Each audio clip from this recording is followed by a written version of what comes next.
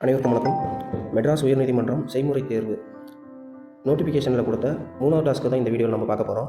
ஏற்கனவே 2 டாஸ்க்கு பார்த்துட்டோம். அந்த டாஸ்க் என்னென்னா வீட்டை பராமரித்தல் அப்படின்னும், 2வது டாஸ்க் வந்து சுகாதாரம்.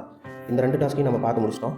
இப்போ 3வதாக வந்து வீட்டு உபயோகப் பொருட்களை கையாளுதல் அப்படின்னு சொல்லிட்டு நோட்டிஃபிகேஷனில் கொடுத்துருந்தாங்க. அந்த டாஸ்க் எப்படி இருக்குது, இதோட வழிமுறைகள் என்ன, எந்தெந்த மாதிரி வேலை இருக்கும், எந்தெந்த மாதிரி செய்முறை தேர்வுக்கு கேட்பாங்க அப்படின்னு சொல்லிட்டு இந்த வீடியோவில் நம்ம பார்த்துடலாம். ஃபஸ்ட்டு வந்து வீட்டு உபயோகப் பொருட்களை கையாளுதல் அப்படின்னு சொல்லிட்டு இதில் ஒரு 5 டாஸ்க் இருக்குது. அது என்னென்னு பார்த்துடலாம்.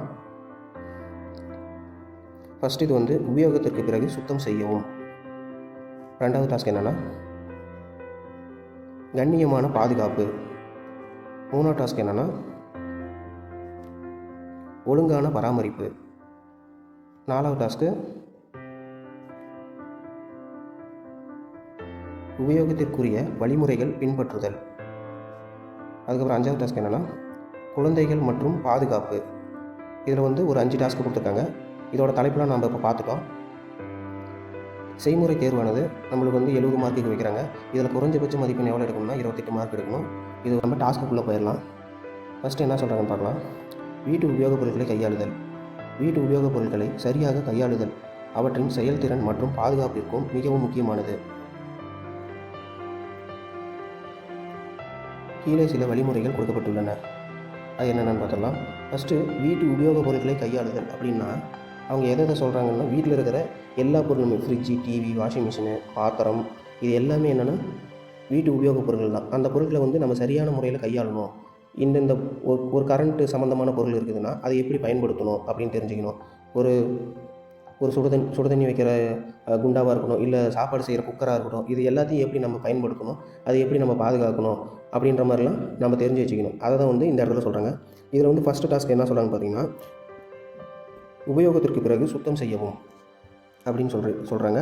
அதாவது குக்கர் மற்றும் பாத்திரங்கள் சமைத்த பிறகு உடனடியாக சுத்தம் செய்யுங்கள். இதனால் பொருட்களில் களங்கங்கள் அல்லது துர்நாற்றம் உருவாகாது. மிக்சி மற்றும் பிளெண்டர்கள் பயன்படுத்திய பிறகு விலகிய பாகங்களை கழுவி துடைத்து பாதுகாப்பாக வையுங்கள் அப்படின்றாங்க. அதாவது இந்த இடத்துல உங்களுக்கு டாஸ்க் எப்படி கொடுப்பாங்க அப்படின்னா, ஒரு பொருள் வந்து அந்த பொருளை கழுவுங்கன்னு சொல்லலாம். அந்த பாத்திரத்தை கழுவுங்க அப்படிங்கும்போது அந்த பாத்திரத்தை எப்படி நீங்கள் கழுவுறீங்க, அதில் ஏதாவது துர்நாற்றம் வருதா, இல்லை கழுவுனதுக்கப்புறம் அது எப்படி போய் வைக்கிறீங்க, அதை துடைச்சி வைக்கிறீங்களா, இல்லை ஈரத்தோடையே போய் வைக்கிறீங்களா அப்படின்லாம் சோதிக்கலாம். 2வது டாஸ்க் நம்ம என்னென்னு பார்க்கலாம். 2வது டாஸ்க் பார்த்திங்கன்னா கண்ணியமான பாதுகாப்பு.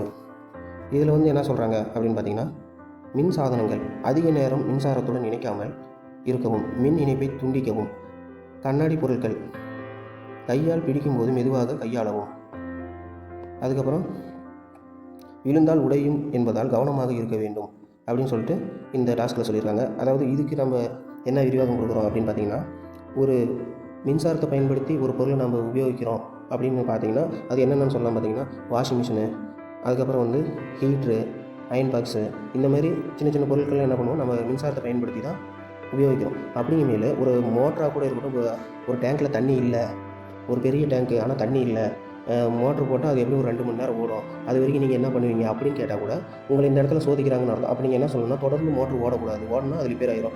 ஒரு அரை மணி நேரத்துக்கு ஒரு தாட்டி ஆஃப் பண்ணிவிட்டு ஒரு 1/4 மணி நேரம் ரெஸ்ட்டு விட்டு அதுக்கப்புறம் தான் மோட்ரு போடணும் அப்படின்ற மாதிரிலாம் நீங்கள் சொல்லணும். ஒரு வாஷிங் மிஷின் ஓட்டினா கூட இந்த மாதிரி தான் நீங்கள் சொல்லணும். தொடர்ந்து நிறையா துணி இருந்தால் கூட தொடர்ந்து போட்டு துவைச்சிடக்கூடாது, அதுக்கு ரெஸ்ட் விடணும். அப்போ தான் வந்து அந்த மிஷின் வந்து சேதமடையாமல் இருக்கும் அப்படின்ற மாதிரி நம்ம இந்த இடத்துல பதில் கொடுக்கணும். அதுக்கப்புறம் வந்து அதை தான் இந்த இடத்துல என்ன சொல்கிறாங்க, அதிக நேரம் மின்சாரத்துடன் இணைக்காமல் இருக்கவும் அப்படின்னு மென்ஷன் பண்ணுறாங்க. அதுக்கப்புறம் விழுந்தால் உடையும் என்பதால் கவனம் இருக்க வேண்டும். அதாவது கண்ணாடி, பீங்கா, இந்த மாதிரி இதெல்லாம் என்ன ஆகுனா,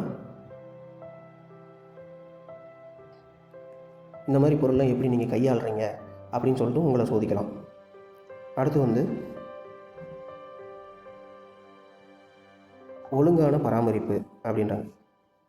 அப்படின்னா இதில் என்ன கொடுக்குறாங்கன்னு பார்க்கலாம். சிலிண்டர் மற்றும் அடுப்பு, வாயு சிலிண்டர் இணைப்புகள் சரியாக இருக்கிறதா என சரிபார்க்கவும், அடுப்பை மாதந்தோறும் சுத்தம் செய்யவும் அப்படின்றாங்க. அதாவது ஒரு சிலிண்டர் இருக்குது அப்படின்னா அந்த சிலிண்டர் வந்து கரெக்டாக எல்லா டேமேஜ் இல்லாமல் கரெக்டாக கனெக்ஷனில் இருக்குதா அப்படின்னு நம்ம பார்த்துக்கணும். 2வது வந்து கேப் இருக்கணும். ஒரு காற்றோட்டமாக இருக்கிற மாதிரி, ஒரு சின்ன கேப்பாவது இருக்கிற மாதிரி நம்ம வந்து அந்த அடுப்பை வந்து வச்சுருக்கணும் அப்படின்ற மாதிரி சொல்கிறாங்க. ரெண்டாவது வந்து நம்ம சிலிண்டரை வந்து மாதத்துக்கு ஒரு முறை வந்து என்ன சொல்கிறாங்கன்னா க்ளீன் பண்ணி சுத்தமாக வச்சுக்கணும் அப்படின்ற மாதிரி சொல்கிறாங்க. அதுதான் இங்கே வந்து கொஞ்சம் கேப் இருக்குது, அதுதான் இந்த இடத்துல சொல்கிறாங்க.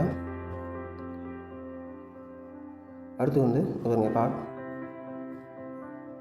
காற்றோட்டத்தை உறுதி செய்யுங்கள் அப்படின்றத தான் சொல்கிறாங்க. கொஞ்சம் கேப் விட்டு சிலிண்டர் வச்சுருக்கணும் அப்படின்ற மாதிரி மென்ஷன் பண்ணுறாங்க.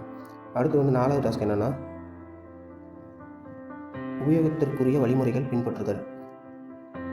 அதாவது தூய்மை பொருட்கள், அதிகமான ரசாயனங்கள் உள்ள தூய்மை பொருட்களை சமையல் பாத்திரங்களில் பயன்படுத்தாமல் இருக்கும்.